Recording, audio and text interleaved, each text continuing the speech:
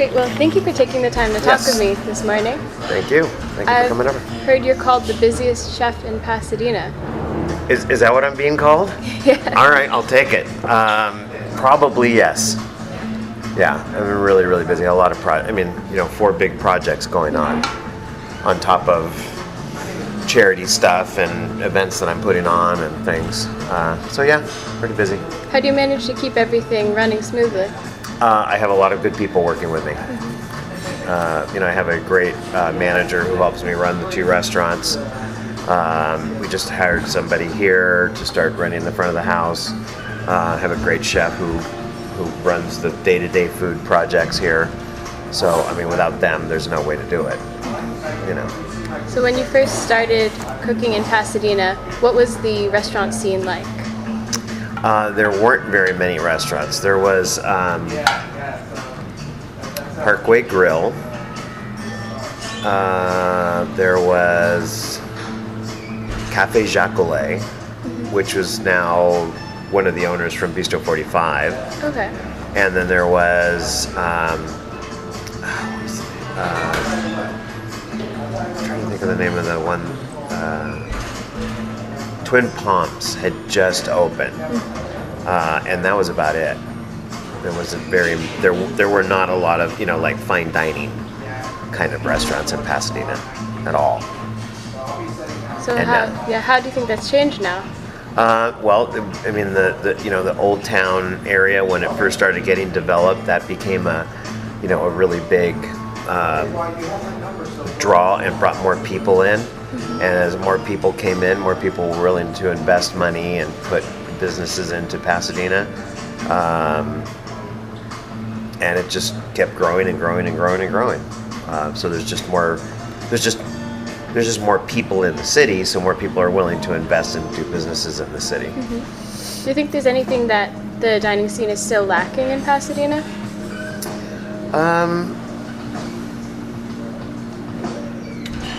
I would like to see more independent chef-owned restaurants. Mm-hmm. There's really not that many. There's Racion, there's the Raymond, there's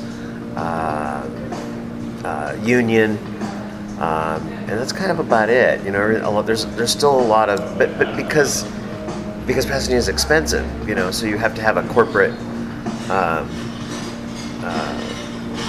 help, financially to keep these restaurants going. But I would love to see, and I would love to see a little more ethnic things. There's a new ramen place that came in, and there's some Thai, there's a lot of Thai restaurants, of course, but I would love to see some more ethnic things come in.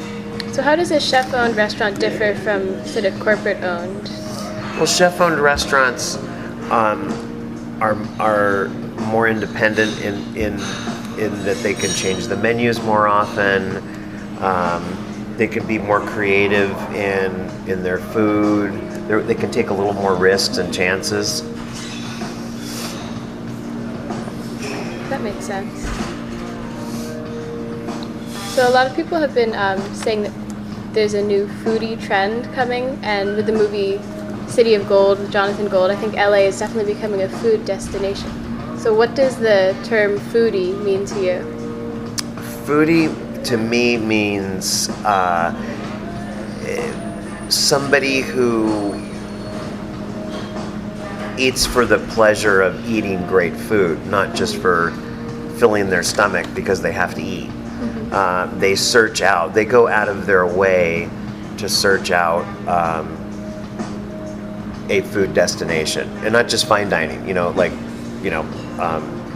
They would drive from La Crescenta to go to, Din Tai Fung or Haidilao Lao or something, or because it's interesting to eat at some, and it's usually an ethnic restaurant. It's not a steakhouse. Right. So it's people who search out interesting food alternatives. Mm-hmm. is what to me a foodie person is, and there's a lot of them. Thanks to TV and the whole food trend right now. So. What role do you think social media plays in that? I think social media is huge. Every day it gets bigger and bigger. It's already, I mean, it's the biggest concentration of what I do for my own independent restaurants in marketing and advertising. It just the way exponentially can tell people a story or a video or a food item or a picture of a dish, how quickly it can multiply to millions of people very quickly. It's amazing. And obviously, 10 years ago, to reach that audience, it would have cost you thousands and thousands of dollars to try to reach that kind of an audience. Right. Where now it's I can do it from my phone here right now, and reach 5,000 people. Yeah, I think social media definitely helps kind of in discovering new destinations and new locations. So how do you get your inspiration for your menus? Because I know you have 4 or 5 different ones going at the same time. I eat a lot. I like to eat. Inspiration is from the season. Spring and summer. I think I like eating different kinds of food. I think people like eating in a different way in spring and summer than they do in the winter. We're obviously we're moving away from anything braised and long cooked and moving into things that are grilled and fresh herbs and fresh salads and spring. We're just starting with apricots, and pretty soon we'll have peaches, and all the summer stone fruits will begin to materialize here very, very quickly. That makes sense. So even though California doesn't really have distinct seasons, you say you still rotate menus based on the weather, or is it based on Yeah, well, yeah. else? I mean, we pretty much have. I mean, in California, we have fall and summer. Yeah. Or summer the whole time. But even though weather-wise it may not change a lot, the foods that are available in the summer. I mean, you're just not going to get great tomatoes in January. You're going to get great tomatoes in June, July, August, September, and great peaches and nectarines and plums and basil and arugula and things that grow much better in the summertime. Although and here we're doing at Perry's we're doing a Cal Asian menu, but we'll incorporate those summer items into the menu also. Yeah, so could you tell me a little bit more about Cal Asian and what kind of that means? What Cal flavors? Asian to me means that I'm not going to try to duplicate exactly what we may do an inspiration of Thailand, but I'm not saying we're an authentic Thailand dish. I'm not Thai. I'm a white guy I'm a Mexican Lebanese kid from Pasadena. So, but we will take inspirations from those things and flavoring ingredients from those countries or items and incorporate them into kind of modern sensibility of the way we cook here, and between myself and Celeste. So, Right. And we. So it's not like we're trying to be crazy super authentic on every dish. We're just being respectful of those ingredients and those techniques and using them in our own way. And what are there any specific dishes you're most looking forward to with Perry's? Like something that took a long time to develop, but that you think is really interesting, people should try? Well, right now we're in that transition of starting to look at summertime. So maybe a little more fish, a little more herb-based kind of things, a couple more salads. I want to do something out in the patio. Well, maybe we'll do like a yakitori night out on the patio. Because I like that kind of thing. Yeah. And it'd just be fun because nobody else does it, or nobody is doing it. I just think it would be something fun to do. Right. So.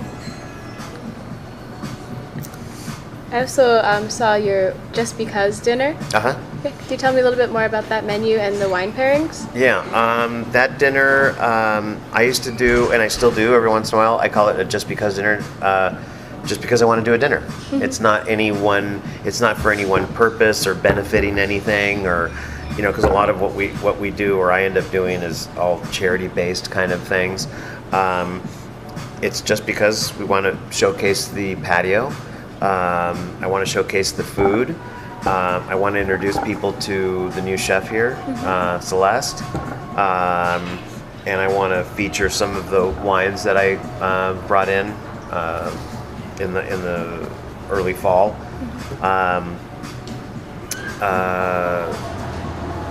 All of our wines are California based. I thought that would be what a traveler would want to have if they came to California. If I was coming from another part of the country or the world and I came to Pasadena to stay at a hotel, I wouldn't want to drink French wine. I wouldn't want to drink Italian wine. I wouldn't want to drink California wine because I'm in California. Right. And we make great wine. And so that was so that was the inspiration behind the wine list. And then the menu, I wanted to feature things that we're already doing on the menu, just to give people a taste of what the restaurant is and what Perry's is doing right now. Right. And I just thought it'd be fun to be out in the patio and relax and drink some wine, and I'll talk about the pairings and I'll talk about the wines, and so there'll be a little bit of conversation. Good. Mostly dinner. Yeah. And then could you just talk a little bit more about the experience of dining out versus eating in? Well, I think eating in is a fantastic thing, and I would, and obviously by people cooking more and having more food knowledge, and TV and Food Network and everything, I think there are more foodies now than there ever have been at any time ever.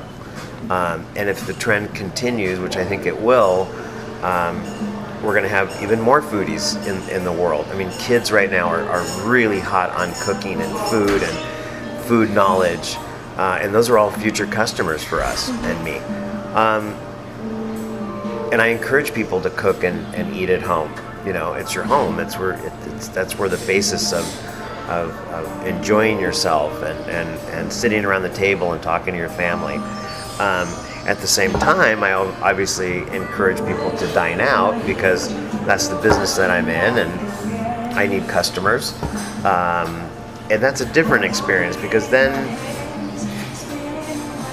hopefully dining out is a 2-hour vacation away from your problems, and a 2-hour experience of not just food and wine and conversation, but it's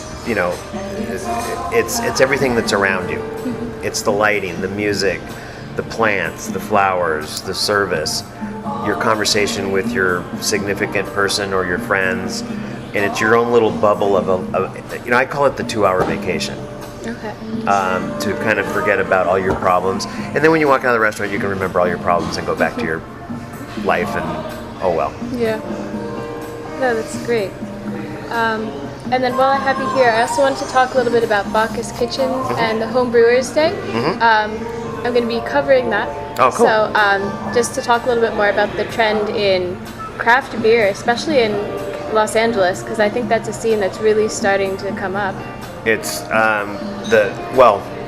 craft beer now, I don't know that it outsells, the Budweiser, Miller Lite kind of thing. But it's huge. I mean, evidence of, almost every restaurant has at least, and here we have a large collection of craft beers. At Bacchus, we're a little more focused in the wine world, but we do have 2 taps, and both of the beers right now are made from Congregation Ale House, because my friends own Congregation. Yeah. But we also and we have like 6-7 bottled beers. Where here we have a very large. Here at Perry's we have a large collection of bottled. We don't have taps, but it's not I don't want to say it's an upcoming trend. It's something that's staying here and is very prevalent in America. Okay. Craft beer.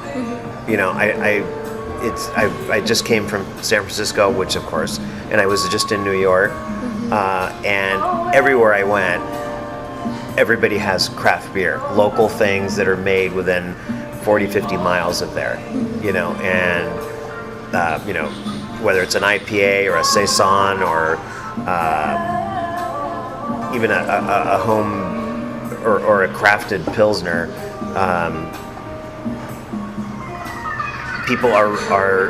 people's expectations of good beer are much higher than they were 2 years ago. Right. And obviously then this on Saturday, these are all people who make beer at home at a very, very high level.